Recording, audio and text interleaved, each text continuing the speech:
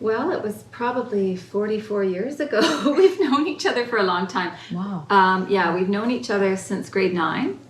I went to the Catholic girls' school, and Phil went to the Catholic boys' school.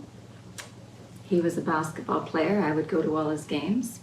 Yeah, so we knew each other just through school events and parties and things like that. Did you come to the girls' school? Not much, but as Martha said, I knew her in grade 9 and I had a crush on her. Basically all through high school, so, Yeah. but we never dated. It just never occurred to me. He was a good friend. But when we look back, there were so many times that we were connected and we had these wonderful conversations at parties and things like that. I think we should tell the story from grade 12. Well, yeah. This is what Martha's referring to, my big moment.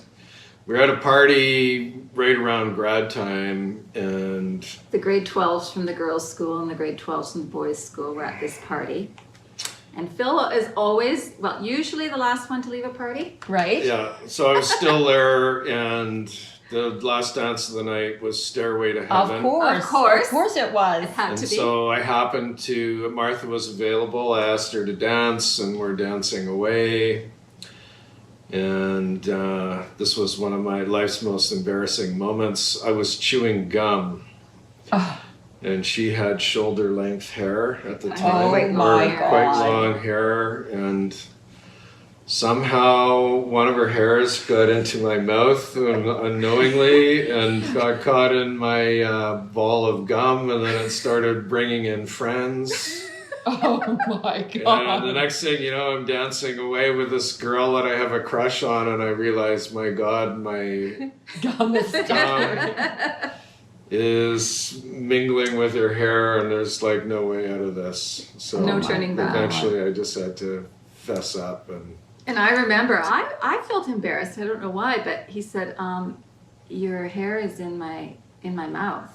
And I went, oh, sorry. And I grabbed it, and there was a big wad. Oh of my gum. It God. wasn't a big wad of gum. It was wasn't a pretty big big. wad. It was pretty wide. So what do? I don't discreetly like going, I go, look everybody! Oh, Phil got gum in my hair.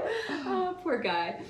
We actually did go on a couple of dates, didn't we? Or we connected at parties and things. We saw each other at a few parties. I went to the same, we were both at UBC. Except Martha traveled for a year. I went to traveled, school, and then And then we kind of connected, but I knew I was going back to Spain, so I there was an attraction, but I don't know, I thought, oh no, this is high school, like I don't want to date a high school boy, you know? Right. I still felt, but then I think it was, well, hang on. So we actually did date. we did though. go on, So we did go on a date. We met at a party one time, and Fraternity party. it was a fraternity party, and we ended up spending the whole night together. Even though we both went with blind dates. Oh, Yeah. nice. Okay.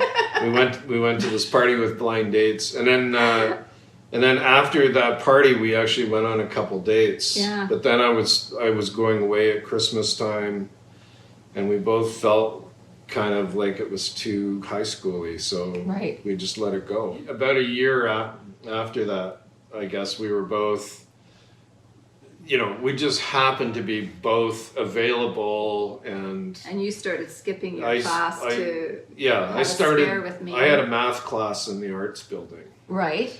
which I basically never went to because I found out that Martha had a spare. I never went. It was vector algebra, and I actually got a first class. Oh, there you go. Amazing. You didn't know you didn't need I to. basically never went, and I went and had coffee with Martha every day. And then one day, I was in the arts building. And we talked a bit, and then and then you left. I left, and then I decided, you know what, I want to have lunch with her. So I went back, and good move. basically I asked her to go for lunch. So we did that, and then Martha invited me to a party. It was around Christmas time, 1981. And I invited you with the plan to go after Phil. He was smart, he was funny, he was athletic, so yeah. It happened at the Halloween. Remember you came to my Halloween party as an undercover cop. And Phil hates to dress up, but he dressed up for my Halloween party. And There you he go. stepped into a garbage can, plastic garbage can. You made holes in the bottom, right? Yeah. And then he had like newspaper all around him, and he had somehow you got a cop's cap and sunglasses, and he was an undercover cop. And I Very thought good. that Very was clever. clever. But anyway, yeah, it was the Christmas party that Cinch the deal. that cinched the deal. Yeah, and you said you walked me to my car, and you said, well, maybe we should go for a drink over the holidays, and we did. Yeah, we did. And that So was we the were end. supposed to That go was for the beginning.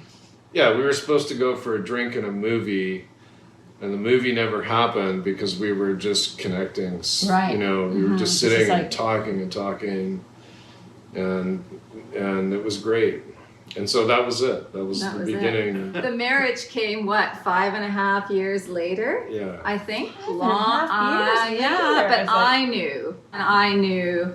But Phil, I couldn't even say the M word for at least 2 years. Yeah, I was. I wasn't in a rush to get No, married, and no.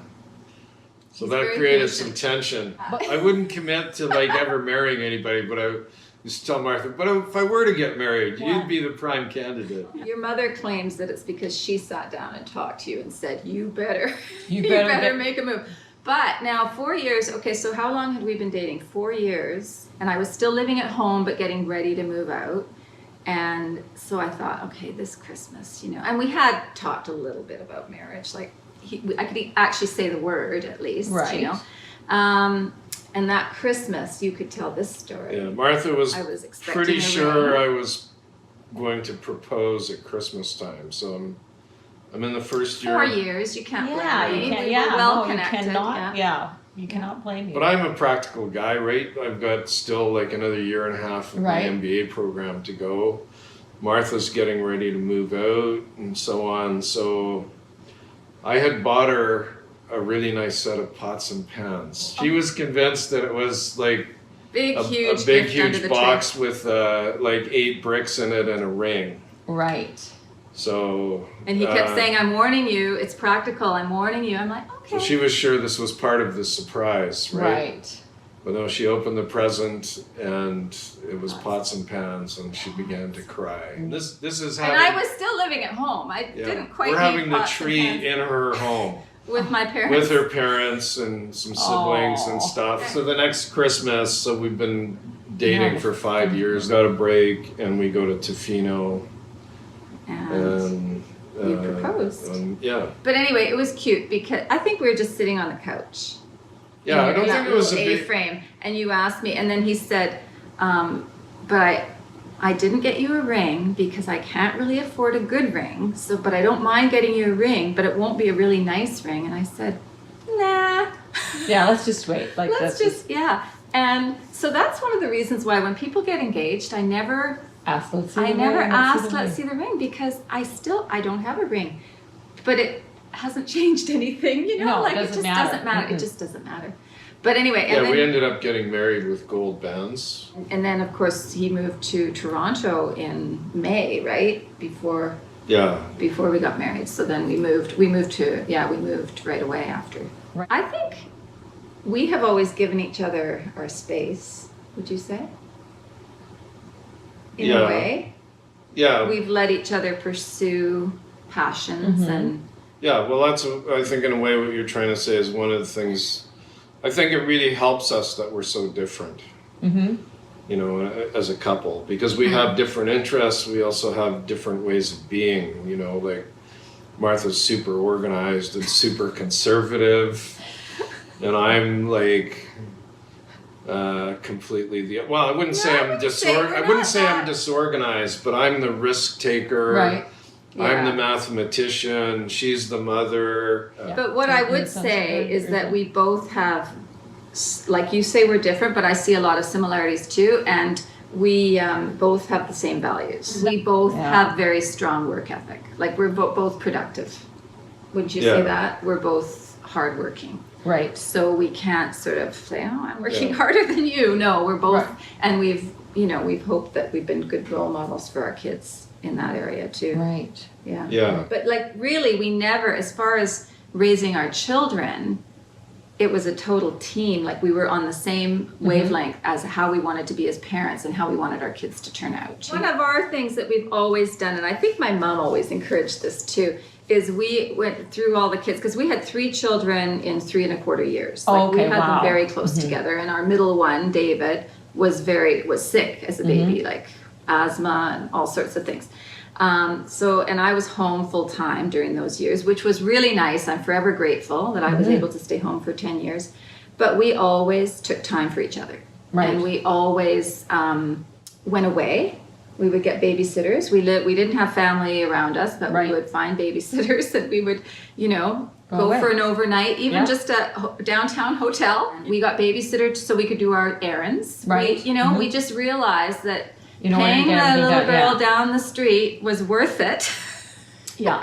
So we looked after our relationship. Yeah. And now we're at the other end of it, where it feels like those days before we had kids, where we're eating dinner in front of the TV on the coffee table. It's like the old times, I know. It's nice.